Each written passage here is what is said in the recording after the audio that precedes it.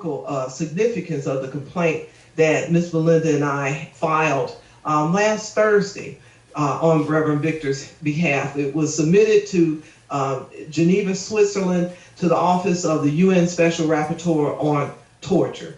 So let me talk a bit about that representative, that particular official that's part of the UN's human rights enforcement mechanisms. UN, the United Nations Special Rapporteurs, they have limited mandates. They're not judges.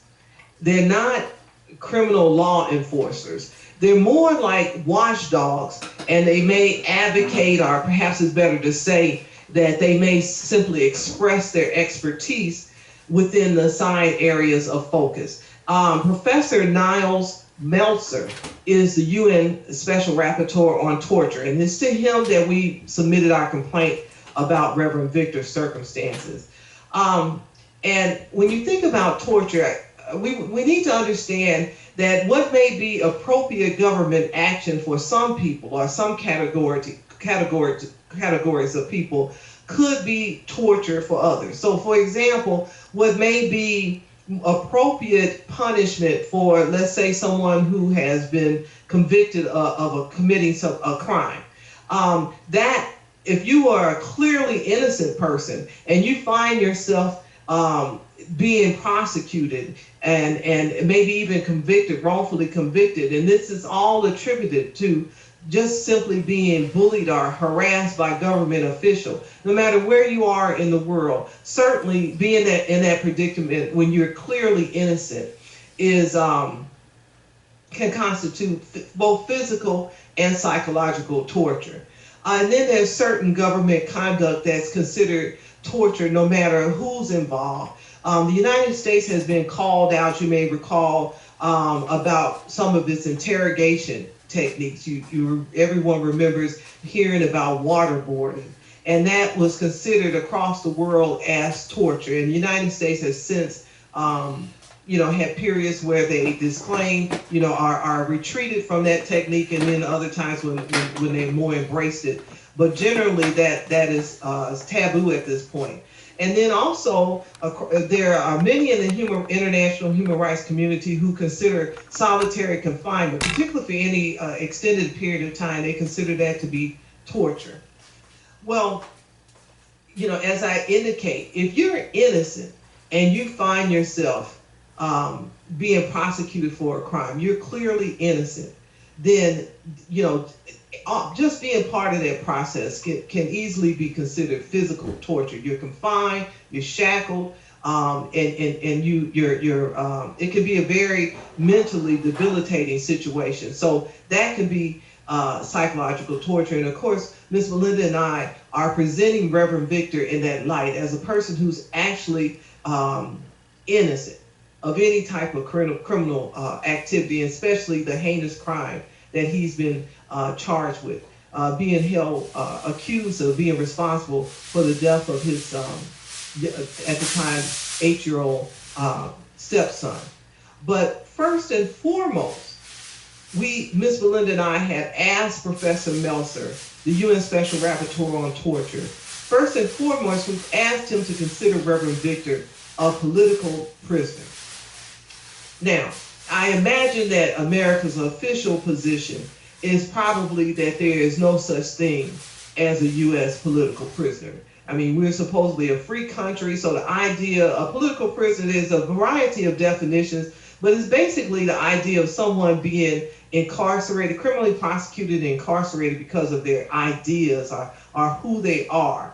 Or perhaps they're critical of U.S. government. So officially, the United States is going to take a position that most likely that, we don't have political prisoners. We don't prosecute, we don't jail people because of their ideas or who they are, or simply because they speak out and are critical of the government. So, it is both a very real tragedy and a groundbreaking opportunity that we have evidence that justify even hinting, even suggesting, even in any way asking whether an American citizen is a political prisoner of the United States.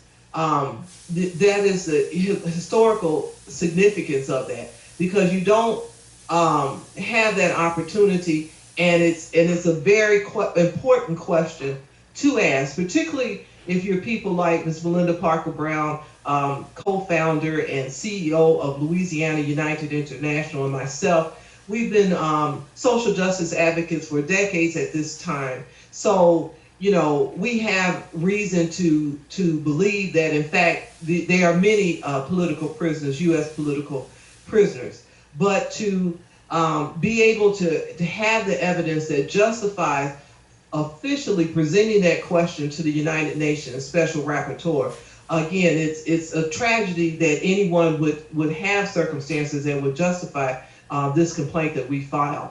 But it also presents an opportunity that may not otherwise be presented to people who believe that they have been incarcerated. They are a target simply because of their thoughts and perhaps their criticism of U.S. government, are just simply who they are. And why would that be a rare opportunity? You have to understand that a special rapporteur doesn't simply second guess the U.S. legal system. And it's especially not about whether an alleged criminal is guilty or innocent. So we can't just go to the UN and say, hey, this is a person we believe is innocent, and it's torture, is a violation of their rights for them to be criminally prosecuted. It wouldn't be appropriate for Ms. Belinda and I to make our complaint all about the evidence that Reverend Victor was maliciously prosecuted. Instead, what we've done is propose that he was maliciously prosecuted for reasons that should qualify him to be considered a political prisoner, and his innocence just simply strengthens that conclusion. So I'm gonna just make this two points, and then I'll open it our discussion back up to Ms. Melinda Parker Brown, and we've had now Mr. J.L. Lazoo has joined us, who is the campaign spokesperson for Reverend Earl Victor as a candidate, a fully qualified candidate for Congress. But what I want to emphasize now is if we start from the premise that Reverend Victor was maliciously prosecuted, and then what has happened to him in the process is easily considered torture. And again, there are documents out there. There's 11-page complaint that we have submitted to the UN Special Rapporteur. So I don't want to just simply rehash the facts. I want to share with them to the extent that there's any questions about the specifics of Reverend Victor's circumstances. So please feel free to pose your questions in the chat box or through Q&A, or when we open up our press conference for questions, raise your hand. But if we start from the premise that Reverend Victor was maliciously prosecuted, that he was targeted, that his rather powerful business rivals in the public sector and the private sector, that they targeted him as a way to remove him from local economic development, that Ms. Belinda can talk about in much more detail, and that what we're having now is an effort to cover up that scheme by repeatedly trying and twice failing to successfully prosecute Reverend Victor.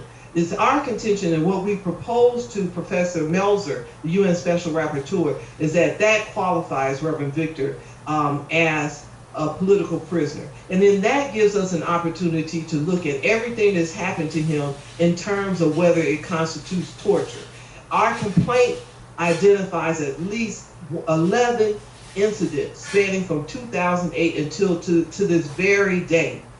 11 incidents of torture, some of which have a clear beginning and an end, and others of which some incidents began at different points, and they're still happening to this day. And Ms. Belinda can update us on that. I'll share that Reverend Victor, as last we heard, he is in prison.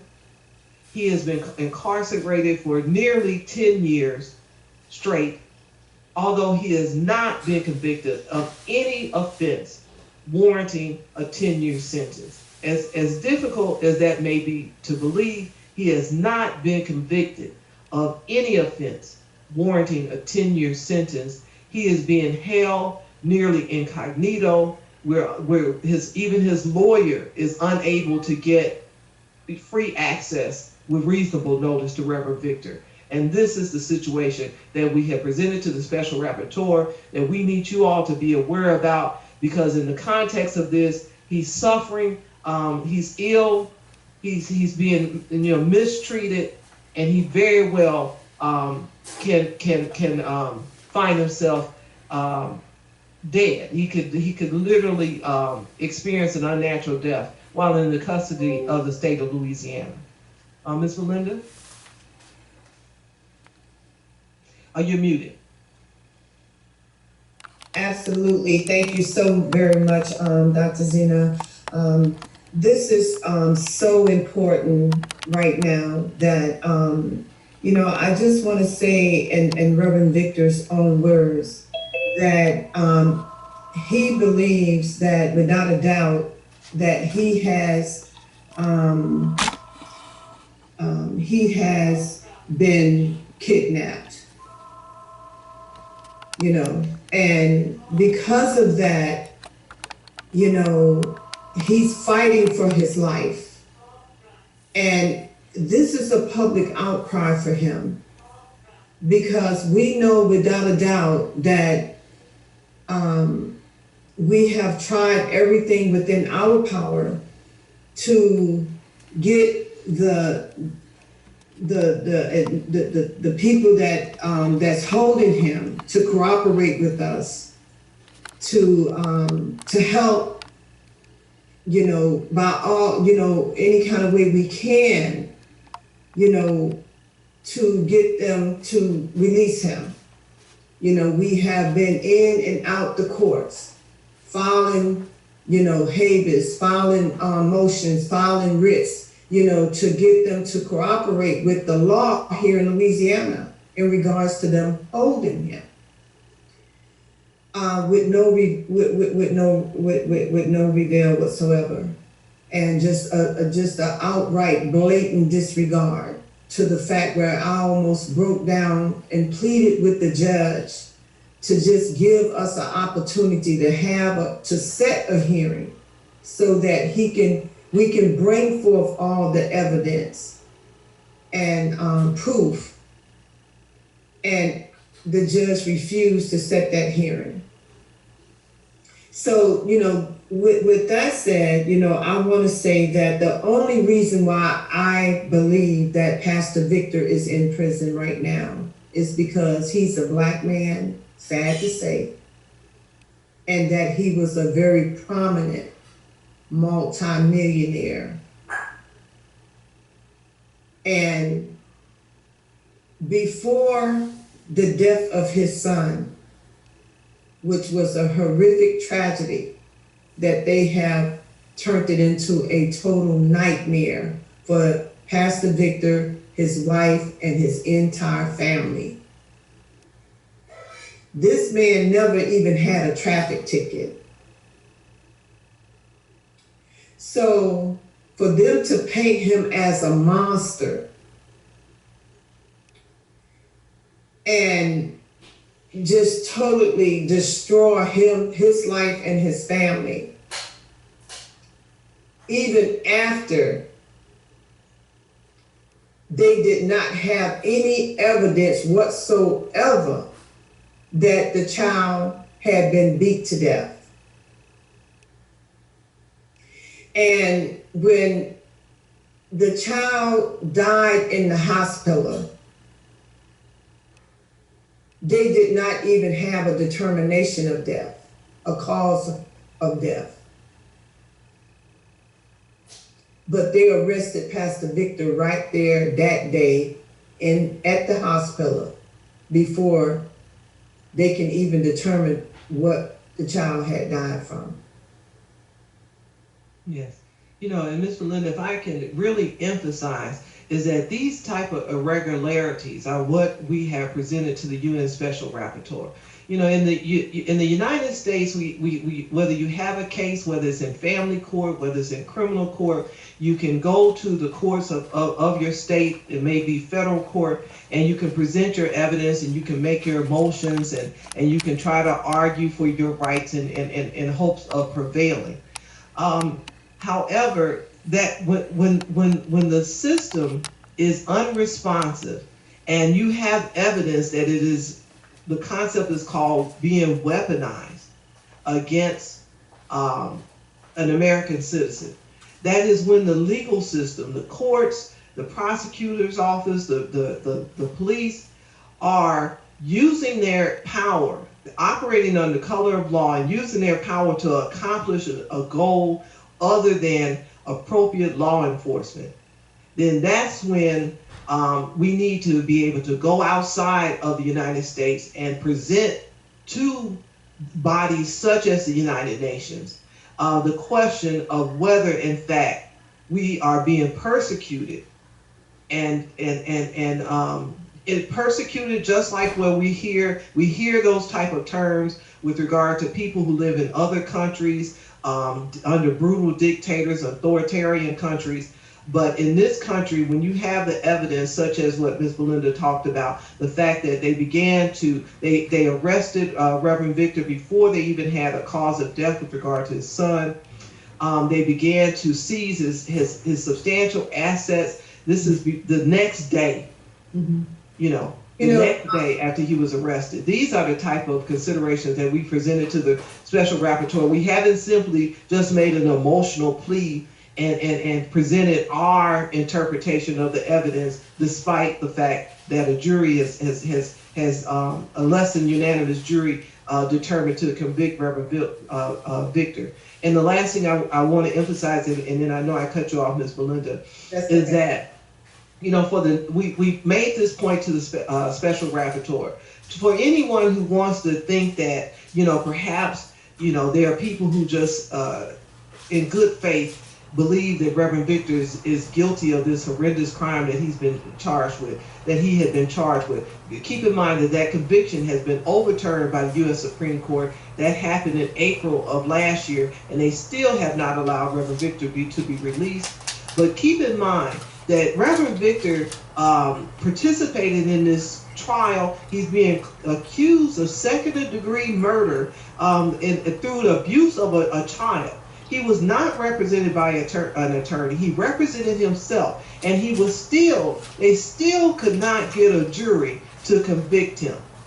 There were 3 people. It was a 12-man jury, and 3 were not convinced initially that Reverend Victor was innocent, and he didn't even have a lawyer representing him. He's up against multiple state prosecutors, and they still couldn't get 12 people convinced that he was guilty of a crime. And then Ms. Belinda can talk about the fact that the jury was sent back, and the judge insisted that they deliberate further. And even after that, they could not get those 12 people to vote to convict. Now, we didn't mention that the case had been presented to a judge back in 2010.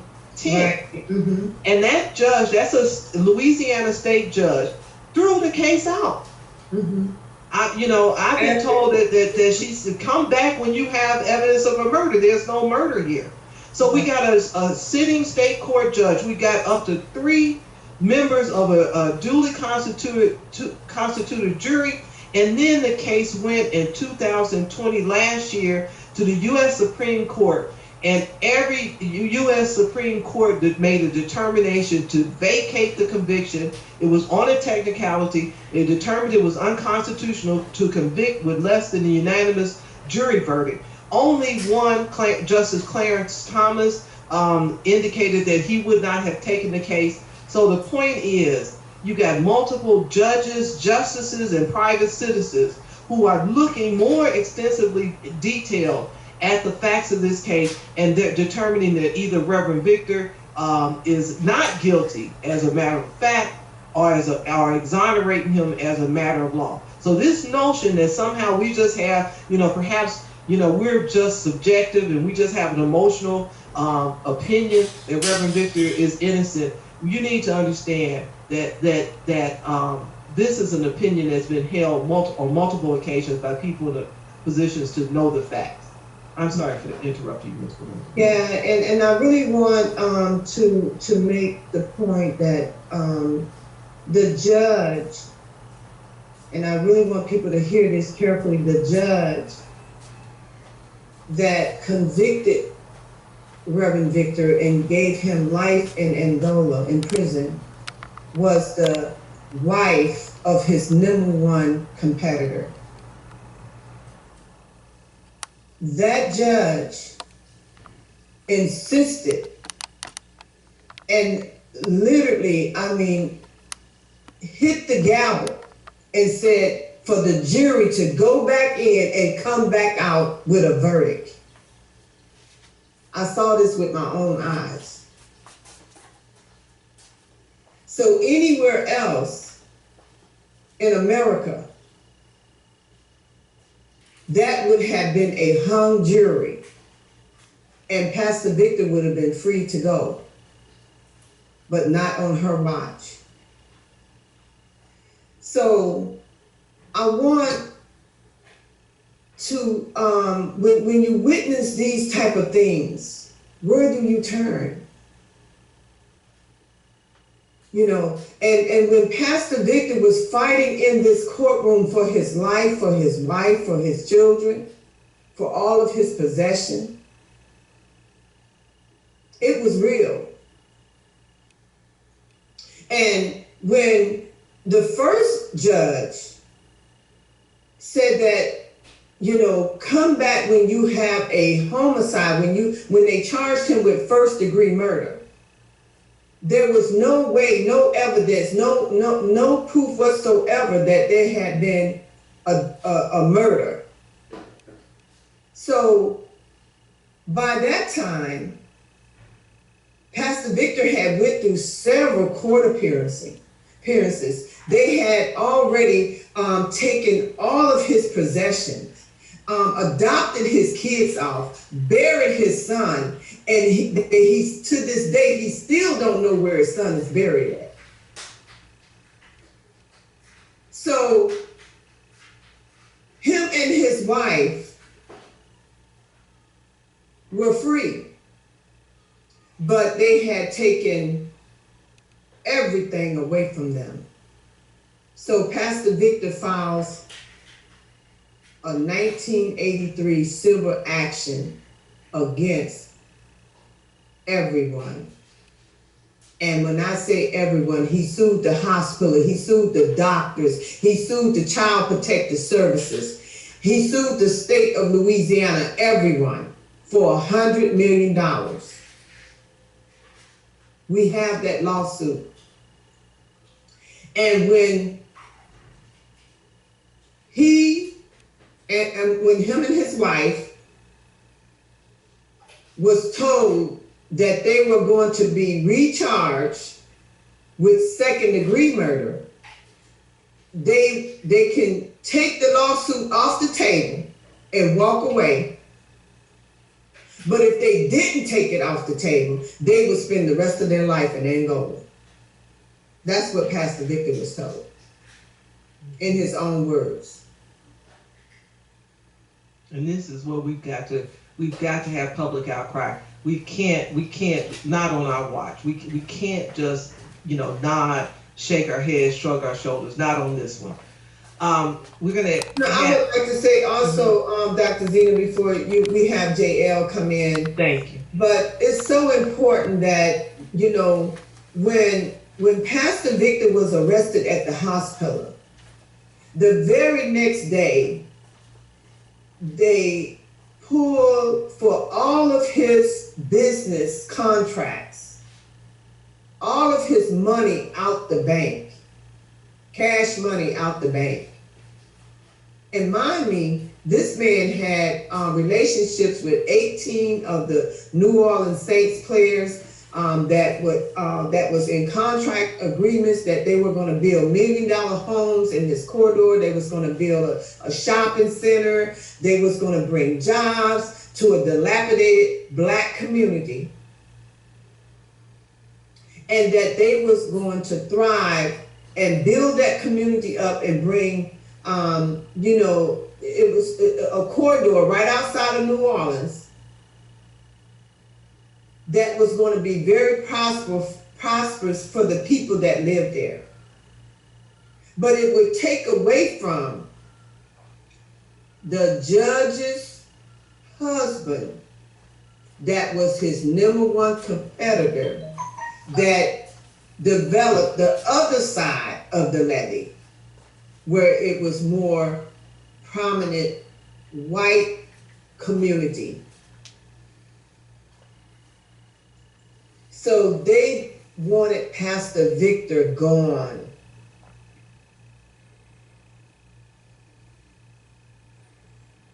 And they used his tragedy, the death of his child, that the first forensic pathologist determined that the child died from asthma.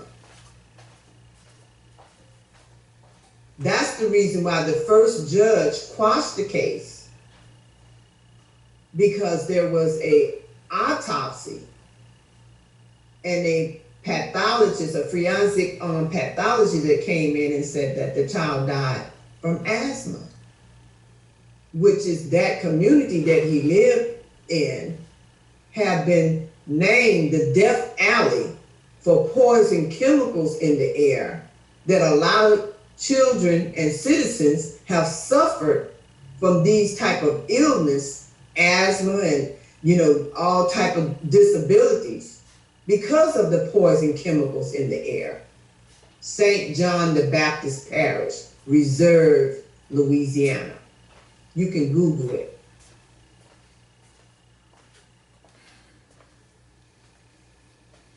Thank you. So if we can go ahead and have Mr. J.L. Lazou, who is the campaign spokesperson for Reverend Victor. This is a groundbreaking development. The filing, the outreach to the UN Special Rapporteur on torture, with a proposal that an American citizen, and specifically Reverend Earl Victor Sr., is a U.S. political prisoner. And Reverend Victor is doing that not only with regard to his personal concerns, but as a candidate for Congress and as an expression of concern about the rights of American citizens in this country. Can you elaborate on that aspect of things, Mr. Lazou? Yes, sure. Well, thank you for having me in this panel today. This is truly an atrocious type of story. No many times I hear that story, it doesn't change the impact that it causes, because it's that impactful. And I did want to mention that, this is America, and the situation that Pastor Victor finds himself is unique to him as a person and his race. And it's unfortunate, because if we were having this discussion today, like we're experiencing with Dr. Victor, or Pastor Victor, and if it included someone like, let's say, Hunter Biden, the son of Joe Biden, no way in this country would Joe Biden's son go through what Pastor Victor is going through today. And that same privilege goes to almost all white people in this country. And it's critical that we have to get a real clarification as to how what he's going through is just as easily possible that can occur to almost any black person in this country with no fault at all. And because of that, we have to continue to fight. I'm proud that Louisiana United International is really leading this movement, because it's about time that our people get to hear and see what's going on and now have the opportunity to take it to the international stage, where now your voices go beyond the United States of America. And it's critical that we support this, because Pastor Victor is also running for office from jail because of what's being done to him. And it's all being done unlawful and illegally. And that brings up the next question, which is, where is the support from his political party, the party that we as a people support? Is the Democratic Party supporting Pastor Victor or the Republican Party? Are they taking a position to go on his side and proclaim that he's an actual innocent man being held unlawfully? So when we look at the politics behind this, it brings a little bit more light as to how he got where he is today. The politics has played a major role in impacting our people, how we're being treated, and also what treatment they put upon us. Just as we learned now, these judges have taken actions against Mr. Victor over personal reasons, which is supposed to be an unlawful act. But yet this is exactly what's taking place between the politics and the over or excess use of the law by these judges and others within the court system has created a great travesty. And that's why Pastor Victor, in his particular situation, is actually the most capable person and actually most qualified to represent District 5 in Louisiana, that congressional seat. So he can bring that voice to Washington, and he can help create legislation, and most importantly, make reform, create reform that's badly needed. And this is why Pastor Victor needs to be elected this March. And we ask that each of you who are listening today get involved in the campaign. Go to his website, support his campaign, become a volunteer, connect with Louisiana United International, and let's get this message across the state of Louisiana and throughout the country that what's taking place with Pastor Victor will be something that we're going to solve. We're going to solve this problem, a problem that he should not have gone through this, him, his family, his wife, and any of our people. And we play a big role, even though we're not going through what he's going through personally, but we can support him and get him out of his condition and free him and others just like him in this country. And all it takes is for us to go to his website, support him, go to the ballot if you live in this district, and vote on March 20th. So for him to get elected. And let your friends and family know about what's taking place. But your activity is really critical. It's critical for us to succeed, because Pastor Victor represents all of us. And it's up to us to support him. And I'm so glad that we're having this opportunity to talk about this. And most importantly, I'm even far more motivated of the fact that more of us are getting together and understanding how bad this problem is and how important that we get involved in this, because it is our actions that's going to make the difference. Our personal actions will make all the difference with Pastor Victor and all of our people that are facing horrible experiences like him. I yield to you. Yes, well, we have about 15 minutes. We're going to open the floor for question and answers, questions from the audience, any members of the media. We have one question that has been presented to us, which I'll share. And even if you have just areas that you would like for more additional information on, because Ms. Belinda can elaborate, extensively with regard to the circumstances of Reverend Victor's case. I know there's so much more I can say about the UN Special Rapporteur complaint process that we're using. In fact, the first question is, what can be expected from the UN when they answer the report? So let me take a shot at that. What happens is that our complaint is submitted to the Special Rapporteur, and we've asked for an urgent appeal. So again, the Special Rapporteur is not law enforcement. He will write the United States, whatever the representative that they work with. It may be someone in the State Department, I believe is who the Rapporteur will reach out to, and make them aware of the information that we have provided, and the risk of death that's presented by Reverend Victor.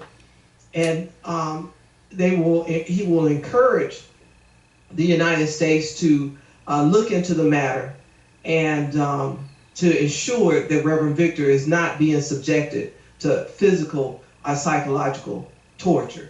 Now, there's no strict 48-hour requirement. It's just simply considered an urgent.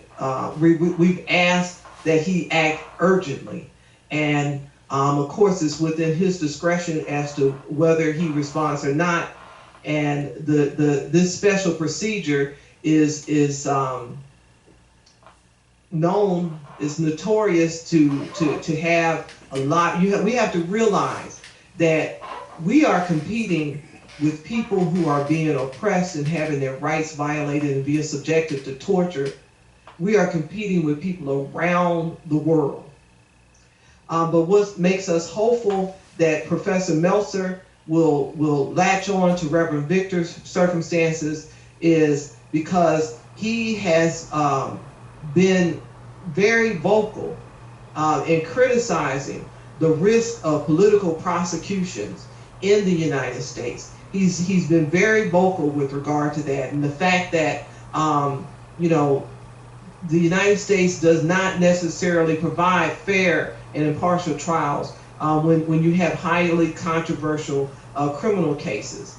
And so we are hoping that he will see that this is exactly what's happening to Reverend Victor, and he will put our complaint on the top of most likely a very large stack of complaints from people coming around of the world, and through formal procedures and also diplomatic outreach and perhaps even public statements, join us and become just as much of an advocate for Reverend Victor as the three of us who are part of this press conference. Okay, now we got another. Okay, so I think that we got that question. Dr. Z, that it's so important that people understand that Reverend Victor's case, and while I'm telling you, when you look at the atrocity that took place in this case, and how all of the evidence is so blatant in your face, that when we say that he had beat them several times, the first judge said that there was no murder. There's no proof of evidence of a murder took place. And then when we look at the fact that how all the tentacles connect, the judge, the DA, the attorney, the prosecutor, the detectives, all of the political strings, the community, why could nobody see through, the evidence, plain evidence that showed that this child was not beat to death? I'm sorry. Okay, go ahead. And we got a question from the audience along the lines. You proposed why, and we've got sort of like a how question from the audience. If the United States Supreme Court vacated Mr. Victor's case, how is it that a lower court can bind him without charge? Now, that question. Do you want to answer that question, Ms. Melinda? You've been dealing with that whole bail, that bail smoke screen that they've been presenting. Absolutely. When the United States Supreme Court, the highest court in the land, ruled that what Louisiana had done here was unconstitutional, and that was a racist, schemed up,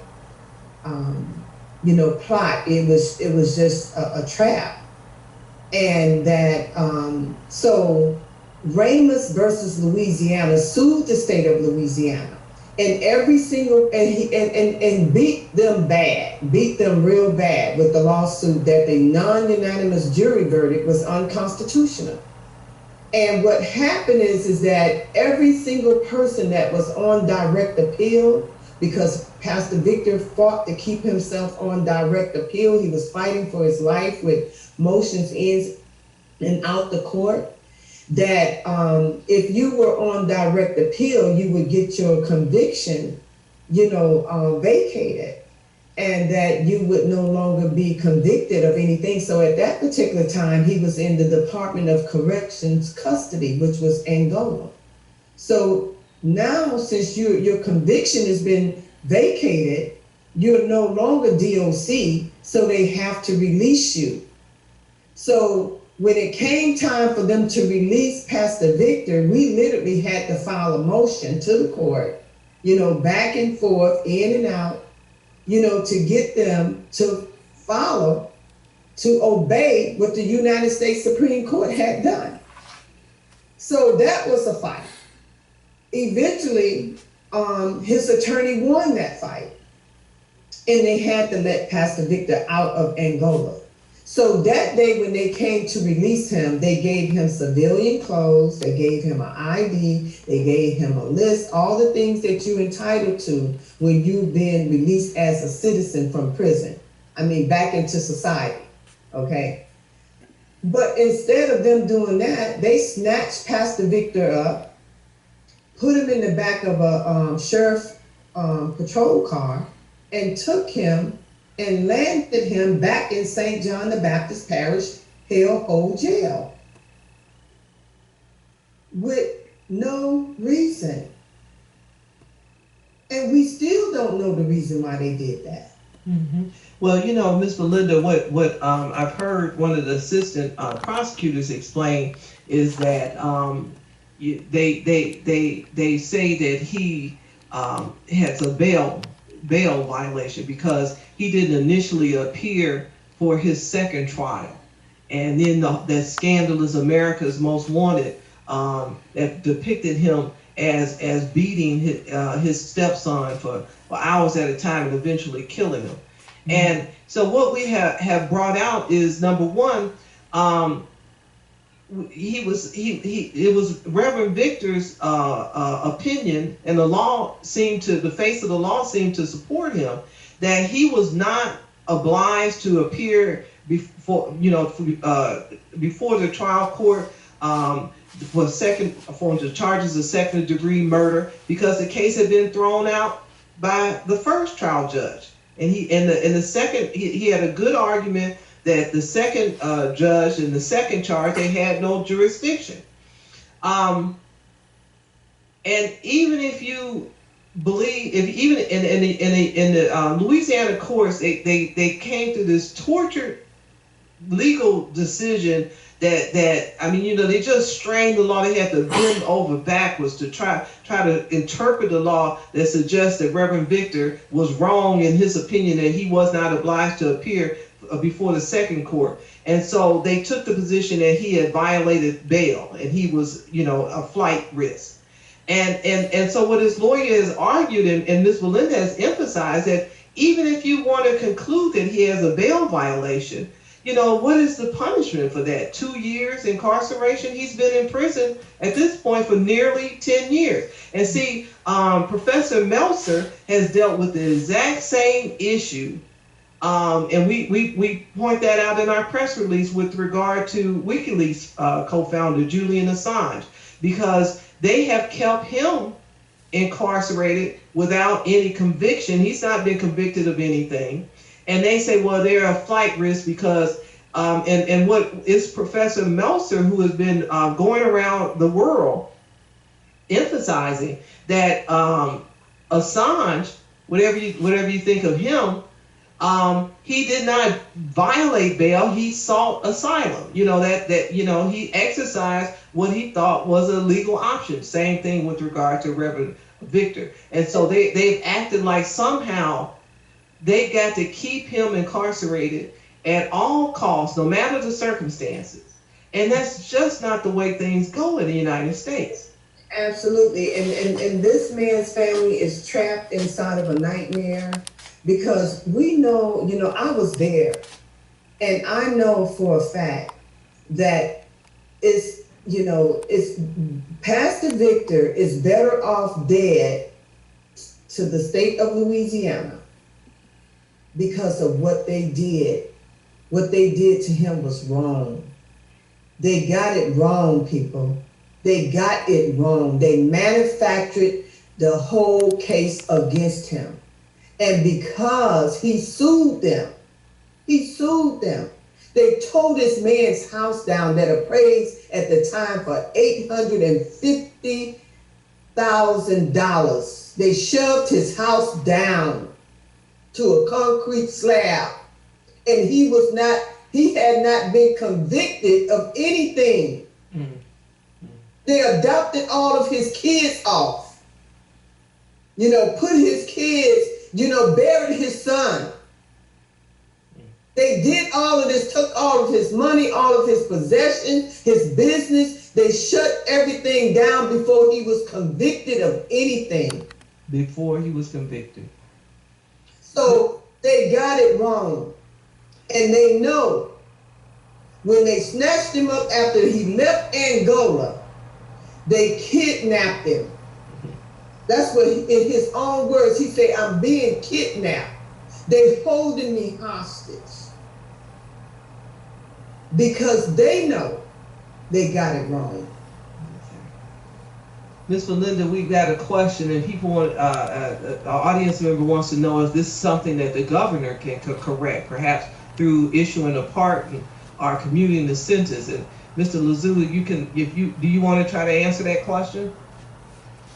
Are you familiar Sure. with the limits of pardons and getting your sentence commuted? Go ahead. Yeah, he definitely can if he's actually held for a crime. Exactly. Exactly. So that's the conundrum that we're in.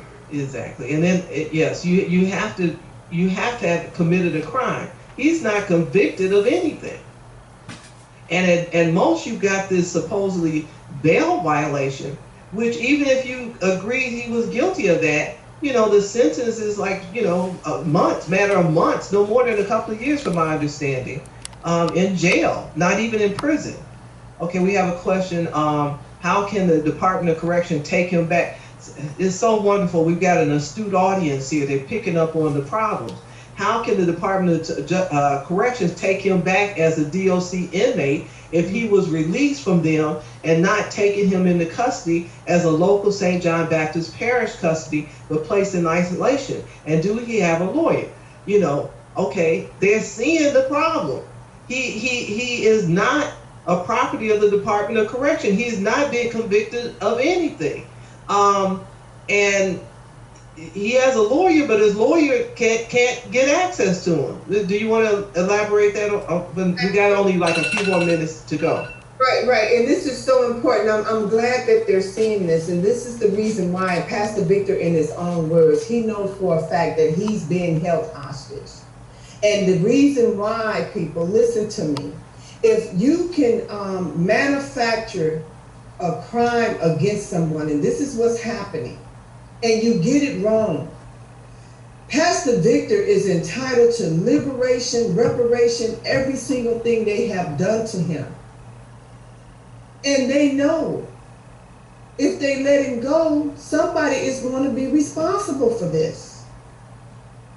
And they don't intend to let him go. So yes, he do have a lawyer. He have had several lawyers. And when they was trying to badger him and threaten him to take a plea, he refused to take a plea because he's innocent. And well, you better plead to something. This is what they told him. You better plead to something. If not, they gonna get you. That's what his lawyers, his paid lawyers, was telling him to do. Plead to something. And he said, no way. So, listen, people, this is serious. This is not just about Pastor Victor either. I want to make that clear. Because we're advocates on behalf of thousands of people that have been trapped in a system because they pleaded to something that they didn't do just to get it over with. So what we're saying is that where do you turn when you got the system that have the fix is in? The judge, the DA, the sheriff, the lawyer, the public defenders, all of these people are working against you. The police, all of them, the investigators, the detectives. Miss Belinda, we've got the similar. You are asking the question that another audience member is picking up on, and we'll go a little while longer so we can make sure we get all the questions and answered. But the question of the audience member is asking, can you file charges against the prosecutor and the judge and the competitors? Can you just file charges? And that's what we really need to try to make clear, that these reaching out to those various U.S. legal agencies have proven useless. And I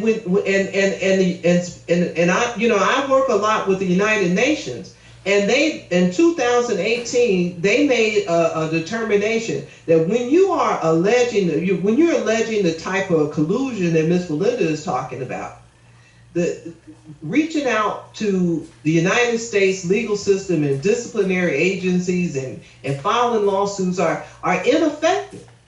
And it's not that no one ever wins, but it takes too long. A lot of people don't live long enough. And the last thing I want to emphasize is I don't want anybody to think that going to the United Nations is somehow some type of magic remedy. Number one, the United States have put so many limits on the ability of American citizens to go outside of the United States to seek help, even when we are being persecuted, literally tortured, literally held hostage by rogue agents of our own government. The United States has various treaties, human rights treaties, where they claim that they will protect us. That is the fundamental job of a government, is to protect its citizens. And we can't even be protected by people who work for our government, because our legal systems and these disciplinary agencies and these complaints, this is not emotional, nearly 100% of the time, 100% of the time, those complaints are rejected, are deemed by the reviewing courts and administrative agencies as without merit. And that's even when the FBI asks them to get involved. The Department of Justice, nearly 100% of the time, will refuse to get involved. And what are our options? The special rapporteurs actually have very limited power. Whatever opinion that they have about a situation is very influential, very influential. So we very much want Professor Meltzer to join with us in advocating for Reverend Victor, but he can't force the United States to do anything. The UN Human Rights Council actually has more power than the special rapporteur. But guess what? The U.S. Congress has arranged that we cannot go to the UN Human Rights Council when we are being persecuted in this country unless we are alleging that there are a gross number of people involved. And they don't tell you exactly what the number is, but it has to be a lot of people. You got to show a large impact. And while, there are undoubtedly many people who qualify as political prisoners in this country, the law suggests that we cannot establish there's a gross number of people who are similarly situated to Reverend Victor, because in a country of 300 million people, even if we were able to establish that 100,000 people were in his circumstances, that may not be enough. Now, there's another thing I want you all to understand, and then I'll shut up. There's an even more powerful agency than the Council, the UN Human Rights Committee. Mm-hmm. And the UN Human Rights Committee, you don't have to prove that a lot of people are affected. You can just prove that you are having your rights violated, you are being wrongfully detained, you are being tortured. But guess what? When the United States agreed to the human rights treaties, they put in a stipulation that no American citizen can enforce that treaty before a U.S. court or before the UN Human Rights Committee. The most we can do is if we can prove that the violation has a gross impact, then we can go to the council, but they will not let us go with regard to one person. The only time we can do that is go to the special rapporteur, which we have done. Mm. And we need to understand that basically, when it comes to alleging that the United States is not protecting our rights, we as American citizens are stuck. We are isolated. We are cut off from the rest of the international human rights community because of stipulations that the U.S. Congress has put on these treaties. They barely worth the paper that they're written on insofar as their ability to actually protect our rights, and that has to stop. We've got to demand something different. Right, and that's the reason why we're saying that it's going to take, everyone, it's going to take God and everyone helping us with this, because what's happening here is wrong. This is wrong. And Louisiana is first in this curse, because what they did here, and I want people to understand, this is not just happening to Reverend Victor. Yes. But because all the evidence is there, I was there, I witnessed 10 days in his trial, how, this whole thing transpired. And that the issue of the non-unanimous jury is about people in their own official capacity that manufactured this conviction against him, this wrongful conviction. And they specifically have been targeting African American males. So this is a human rights violation.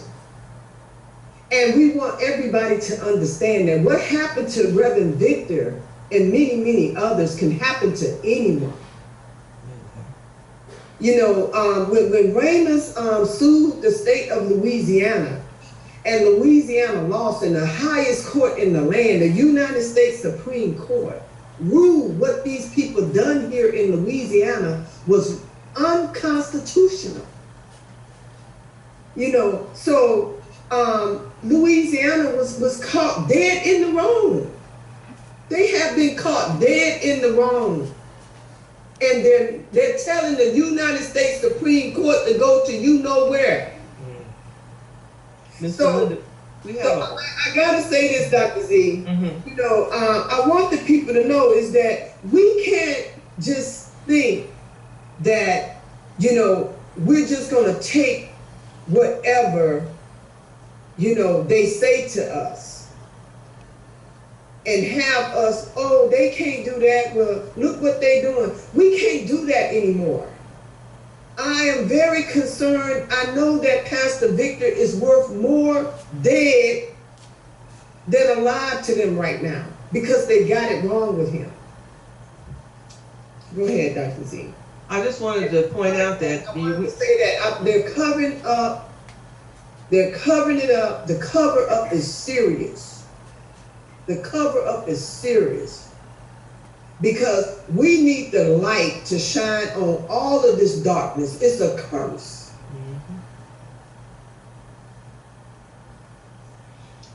One audience member asked the question, would you say that the law practice in Louisiana is that of a third country? And, you know, I want to point out that third world countries, even historically authoritarian countries like China, you know, countries where, you know, the legal system are dominated by a brutal, corrupt president, they have more rights than we have as American citizens. They could take their case to the UN Human Rights Committee and get a ruling, because right now all the special rapporteur can do is encourage the United States to protect Reverend Victor, which is very important. And he, because he will have to premise that his message on a determination that Reverend Victor is a political prisoner. He can't make his recommendation on the grounds that Reverend Victor is an innocent person, because that's not his job to decide guilt or innocence. So he will have to acknowledge, I believe for the first time in history, that there is at least one political prisoner in the United States, and that's what's historical. But if Reverend Victor was a citizen of China, a citizen of Russia, he would have more options. And we could go to the UN Human Rights Committee and they could open up a full-fledged investigation of the United States and whether their system is effective in protecting the rights of American citizens from persecution, from prosecution on the grounds of our ideas, on the grounds of who we are, and it's part of what we call this economic sabotage that they subjected Reverend Victor to. Is really financial terrorism. And if you don't take anything away from this press conference but this, they have tried to prosecute Reverend Victor multiple times. They have failed twice. They have an incentive. It will be much easier to let him die in state custody than to try to go back and cover up all this irregularities and try to convict him again, now that thanks to Miss Belinda and Louisiana United International, the world is watching. Yeah. So we've got to, we've got to keep the fire hot so that they have an incentive to keep this man alive, free him, and then we can go forward and establish his innocence once and for all. And the Dr. Z, actually they got it wrong. They got it, he beat them 3 times. And if anybody have any questions, he beat them 3 times, because when the United States Supreme Court ruled that, overturned, threw it out, his conviction out, then that was the final straw. But what I really want people to take away from this press conference before, if there are any more questions, because then we want to give our final closing comments of what there's some actions that people can do to help us now. Can you move towards that, Miss Belinda, because we pretty much got everything answered. Okay, great. Well, first of all, what I want you to take away from this press conference, knowing today that this is a human rights issue, and that, criminal acts of people in their own official capacity, powerful people, judges that are drunk on power, politicians, all of this is connected, okay? And that's the only reason why, when I say that they're doing this in their own official capacity, and willingly and wrong. I mean, and they're willingly doing what they're doing to him because they don't want to admit the fact that they got it wrong. Okay, and that you know, I want you to also take away from this that this is slavery in its highest form. You know, Pastor Victor, in his own words, he said that, you know, he have been made a slave because they manufactured this wrongful conviction against him. And he also says that that we're in a moment right now. This is a historic moment, you know, because he have filed another lawsuit that we were successful in raising the money. And you can go, it's a civil action, it's 20-3432, Section J, number 3. That's in the United States District Court in Louisiana, the Eastern District Court. And that's 20-3432, Section J, number 3. Now, the reason why he filed this is because he's saying that this is slavery. It's slavery. And it's time for people to be liberated and receive the reparation that they deserve. Because Louisiana is first in this curse. They was known as having more people incarcerated than anywhere else in the world. And this lawsuit tells us why and how they did it. Thank you. We've got a request that we end in the last 3 minutes. Mr. Lazou reiterate to us why we need Reverend Victor to win, not only to prevail before the special rapporteur, but also to win his campaign for Congress. Absolutely. A vote for Pastor Victor is a vote for victory and freedom for him and for all of us. So we don't have to repeat the same atrocity over and over again. There are many people out there that need this, and this is such a high crime against our people that we have to bring it to the national scale. And Pastor Victor will be the most motivated and dedicated person as a congressman in Washington to make the reform from Washington. So that's what's important, that we support it. And there was a question about a phone banking. Yes, go to the website to Pastor Victor, sign up as a volunteer. We definitely have you as an assist in phone banking to promote this. Thank you. Ms. Belinda, you know, now my heart is heavy. That's what you usually say, but I just wanted everyone to know that Reverend Victor's mother is listening, and she wants to know where is the local news who bombarded him with this wrong. And we do have members of the media in our audience, but can you speak to Reverend Victor's mother?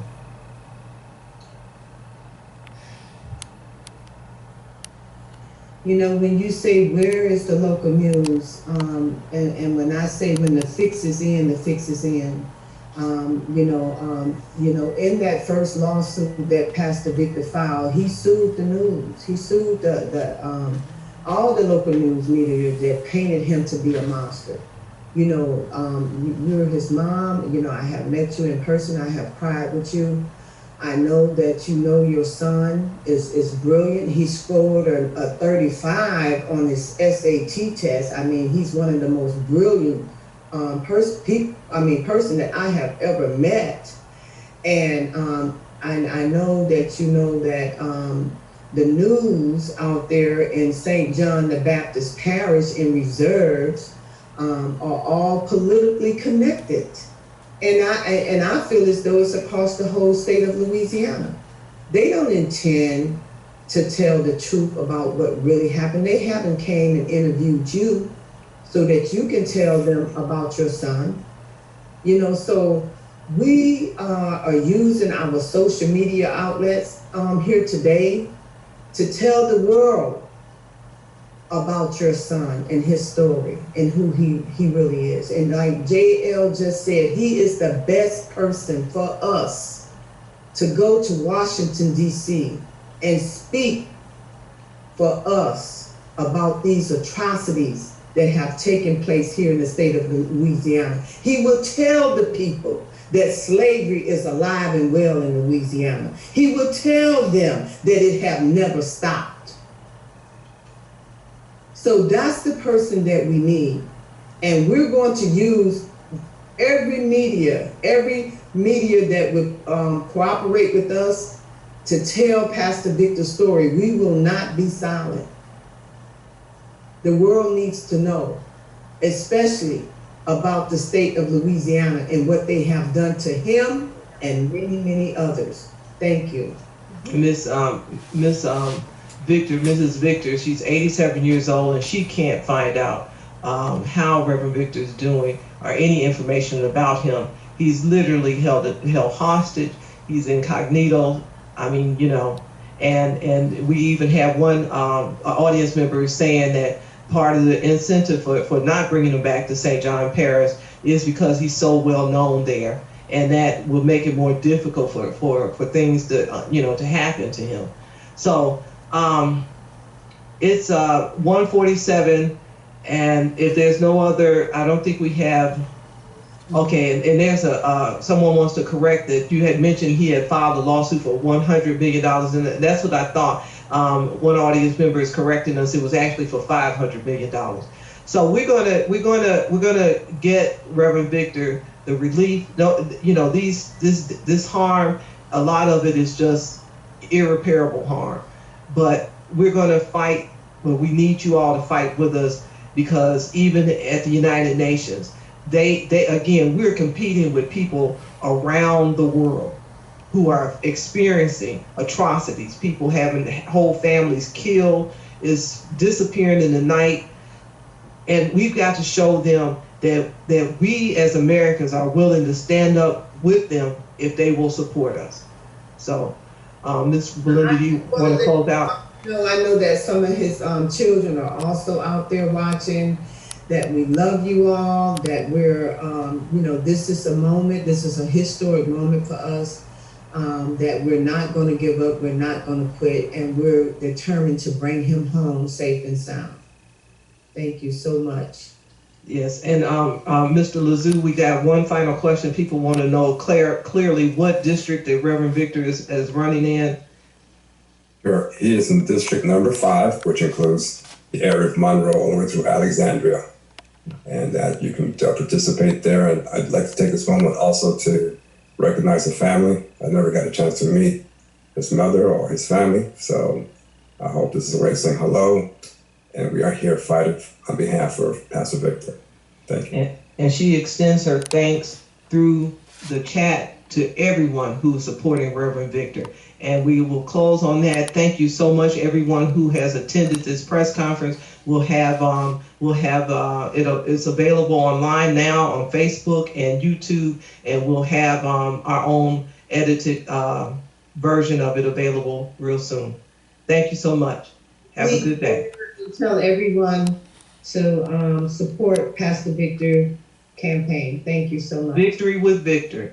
Victory with Victor. Can't be no better than that. Take care. We got the victory. Exactly. You be the victor. Right. Vote for Reverend Victor. Vote for Reverend Victor.